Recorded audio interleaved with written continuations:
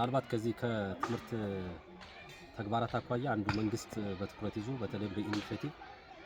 ትምህርት ለትውልድ በሚል መርህ አጠቃላይ ከገጠመን የጸጥታ ችግር ጋር አቻችለን ስራዎችን እየሰራን ያለነ እንደዚህ አይነት ኢኒሼቲቮች ቀጣይ ትውልድን አጠናክሮ ለማስቀጠል ትውልዱ በሀገር ግንባታ በትውልድ ግንባታ ላይ ያለው ስራ የበለጠ እንዲጠናከር ከማድረግ አኳያ ስራዎች እየተሰሩ ነው ያለ።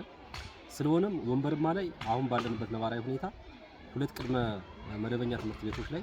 የክልሉ መንግስት ወደ 1.3 ሚሊዮን ብር አግዞ ድጎማ አድርጎበት ማለት ነው ለተማሪዎች ምገባ ቢሆን ቁሳቁስ እኛ ወረዳ ላይ ደርሶ እሱን በማቀራጀት ወረዳው የሚችለው ከ300 ሺህ ብር በላይና ቀጣይም ጭምር መስተካከል ያለባቸውና በበጀት የተያዙ ሀብቶች ለዚህ ተግባር ተልዕኮን ለማስፈጸም የሚሆኑ ተጨማሪ ሀብቶች ወረዳው የሚያወጣ መሆኑን ታሳቢ አድርገን ስራ እየሰራን ያለን። በዛሬው ዕለት እንግዲህ በሁለቱ ሽንዲ ሙሉ ሳይክልና ሽንዲ ሚሊኒየም ትምህርት ቤት ላይ ምገባው ተጀምሯል። ይሄኛው እንደተባለው ብዙ አለ። ምክንያቱም ትምህርት ቤት ላይ ሄደህ ህፃናትን በኩል ትምህርት ቤት ለማስተማር ማህበረሰቡ ለዚህ ትኩረት እንዲሰጥ ቀጣይ ባለቤት እንዲሆኑ ህፃናት ትምህርት ቤት እንዲመጡና በስነ አእምሮም የተገነባ ትውልድ ለመገንባት ለሀገር ግንባታ መጀመሪያ ላይ እንዳልኩት የሚጠቅም ስለሆነ ይናጠናክረን መቀጠል አለብን። ይሄኛው ተግባር ሲሰራ